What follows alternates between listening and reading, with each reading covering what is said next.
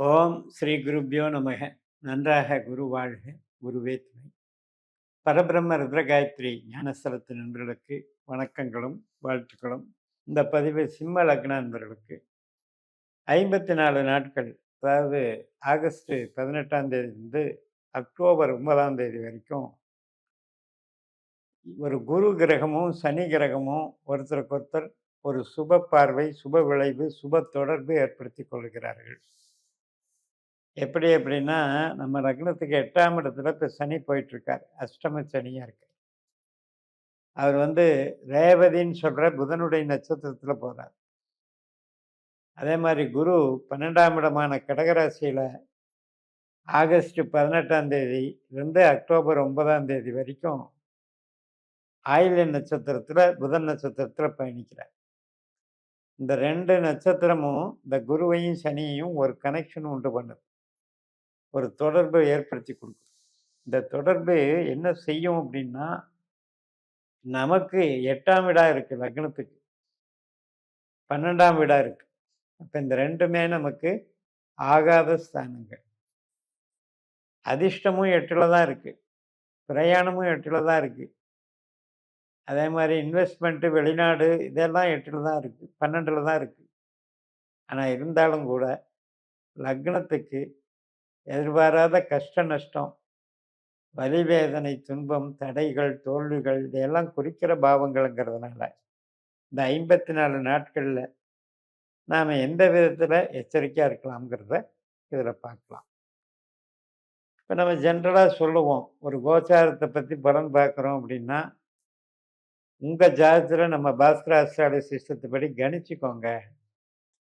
அதுல கணிச்சு நமக்கு நட்சத்திரம், உபநட்சத்திரம், 12 பாவ அதிகாரிகள் இதெல்லாம் தெரிஞ்சுக்கிட்டோம் அப்படின்னா, நம்மளுக்கு இன்னும் ரொம்ப ஈஸியா இருக்கும். எப்பவுமே ஒரு கோச்சாரத்துல 9 கிரகம் சுத்திக்கிட்டே இருக்கு அப்படின்னா, எல்லா கிரகமும் எல்லாத்துக்கும் பலன குடுத்துக்கிட்டே இருக்காது. அவங்கவங்க ஜனன ஜாதகத்தின்படி என்ன திசை இப்ப நடந்துகிட்டு இருக்கு? என்ன புத்தி இப்ப ஓடிட்டு இருக்கு? என்ன அந்தரம் ஓடிட்டு இருக்கு? இதன்படி தான் அங்க விதியின் நம்ம பிறந்த ஜாதகத்துல கிரகங்களுடைய விதி பயன்படி கோச்சாரம் சப்போர்ட் பண்ணும். என்ன திசை புத்தி ஓடுதோ அந்த கிரகத்தை தான் போய் கோச்சாரத்துல பார்க்கணும். அந்த வகையில உங்களுக்கு சனி திசையோ, குரு திசையோ, புதன் திசையோ அல்லது இந்த 3 கிரகங்களினுடைய புத்திகள் நடந்தாலும், அந்தரங்கள் நடந்தாலும், இப்ப நான் சொல்லக்கூடிய பலன் உங்களுக்கு சூட்டபிள். மற்றவர்கள் இதை பத்தி பார்த்து, அத பத்தி வொரி பண்ணிக்க வேண்டியதில்ல. சரி அப்படி நடக்குது அப்படிங்கும்போது என்ன செய்யும் அப்படின்னா, என்ன நாம எதுல கவனமா இருக்கணும் அப்படின்னா, இப்ப நம்ம ஒரு புதுசா ஒரு முயற்சி எடுக்கிறோம்னு வைங்க. ஏதாவது ஒரு திட்டம் நமக்கு தோணிக்கிட்டே இருக்கும். ஆனா இந்த 8ல சனி போம்போது என்ன மாரி திட்டம் தோணும்னா, ஃபெயிலியர் ஆகுற திட்டம் தான் நமக்கு மனசுக்கு தோணும். அத செய்யலாம், இத செய்யலாம்னா ஒரு தவறான ஒரு உள்வாங்குதல், தவறான அணுகுமுறை. ஒரு கான்செப்ட்டே தப்பான கான்செப்ட்ட எடுத்துட்டு திங்க் பண்றது. அதுக்காக முயற்சி பண்ண போயி, அதுல நஷ்டத்தையும், கஷ்டத்தையும் அனுபவிக்க வச்சுரும். அதனால ரொட்டீனா இருக்கிற வொர்க்க மெயின்டெயின் பண்ணா போதுன்ற முடிவுக்கு வந்துருங்க. புதுசா திங்க் பண்ண வேண்டாம். அதே நேரத்துல கவனக்குறைவுங்கிறதும் 8ஆம் இடத்துல இருக்கு. ரொம்ப ரொம்ப அக்கறையோடையும், கேர்ஃபுல்லாகவும் நம்ம டீல் பண்ணணும். இப்போ ஒரு வேலை பார்க்குறோம். இயந்திரங்கள்ல வேலை பார்த்தா கவனமா பார்க்கணும். ஒரு ஃபைல் ஒர்க் பார்த்தீங்க அப்படின்னா, கவனமா பார்க்கணும். இது என்ன பண்ணும் சனி அப்படின்னா, ஞாபக மறதி அல்லது தவறான பிரயோகங்கள பண்ணிரும். தவறான ஒரு கான்செப்ட்ட எடுத்து ஃபைல் ஒர்க்லயே கூட ஒரு ஆவணங்கள் இது பண்றது தவறான ஆவணங்கள் வச்சுட்டா, அது நமக்கு மைனஸ் தானே. அது மாதிரி செஞ்சு விட்டுரும். அது மாரி ஒரு ஒரு பொருளே உற்பத்தி பண்றோம்னு வைங்க. அது ஒரு தவறான பொருளா ஏன் மாறுதுன்னா, 8ஆம் இடம் வேலை செய்றதுனால தான் தவறான பொருளா மாறுது. வரிசையா ஒரு புரொடக்ஷன் பண்ணிட்டு இருக்கோம் வீட்ல. ஒரு பலகாரமே பண்ணிட்டு இருக்கீங்க. அல்லது ஒரு மேனுஃபேக்சரிங் ஏதாவது ஒரு ப்ராடக்ட்ட பண்றீங்கன்னா, ஏதோ ஒரு பொருள் ஏன் டிஃபெக்ட் ஆகுதுன்னா, அந்த 8ஆம் பாவம் வேலை செய்யும்போது தான் டிஃபெக்ட் ஆகும். அப்ப நம்ம அதுல கவனமா இருக்கணும். அதுபோக எமோஷன கொஞ்சம் கண்ட்ரோல் பண்ணணும். ஏன்னா, இந்த 8ஆம் இடத்துல வந்து ஸ்ட்ரெஸ்ஸுங்கிறத ஏற்படுத்தும். அதாவது அ நம்மள மதிக்கல, நம்மள அங்கீகாரம் பண்ணல, நம்மளுக்கு சரியா வேல்யூ பண்ணல, அல்லது நான் வந்து நான் தான் ரைட்டு, என்னை சுத்தி தான் தப்பு நடக்குது. அதனால தான் நான் வந்து எனக்கு இந்த அவமானம், பழிபாவமா இருக்கு. இப்படி ஃபீல் பண்ணிக்கிறது, தன்னையே நொந்துக்கிறதுன்னு சொல்றோம் இல்லையா? அந்த மாரி ஸ்ட்ரெஸ்ஸுக்கு ஆளாகிறது. இப்ப வீட்ல ஏதாவது ஒரு பிரச்சனை ஓடிட்டு இருக்கும். சண்டை, சச்சரவு. அத கொண்டு வந்து வெளியில காட்டுறது.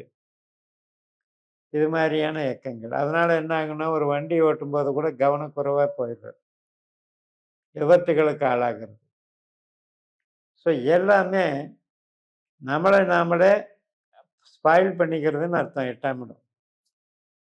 அதே மாரி 12ஆம் இடத்துல இருக்கிற குரு, அவரும் இந்த சனியோட கனெக்ட் ஆகுறதுனால, இப்ப ஒரு விபத்து ஏற்பட்டா மறுபடியும் செலவு தானே.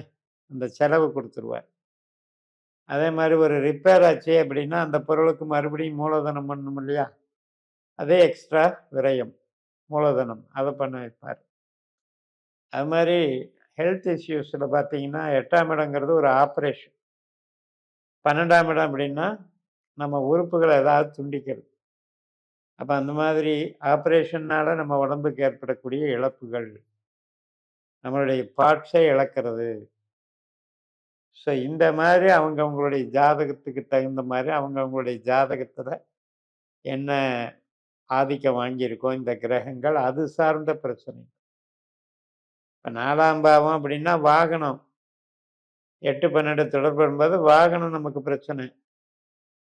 5ஆம் இடம்னா குழந்தைகள் பிரச்சனை. 6ஆம் இடம்னா கடன் ஒரு பிரச்சனை. அல்லது நம்ம செய்ற வேலை பிரச்சனை. இப்ப வழக்குகள் ஓடிட்டு இருந்தா கூட வழக்குகள் அப்படியே இழுத்துக்கிட்டே இருக்கும். அதே 7ஆம் இடம்னா கணவன் மனைவி உறவு சார்ந்த பிரச்சனை. நிம்மதி இல்லாம 2 பேரும் சண்டை போட்டுக்கிட்டே வாழக்கூடிய வாழ்க்கை.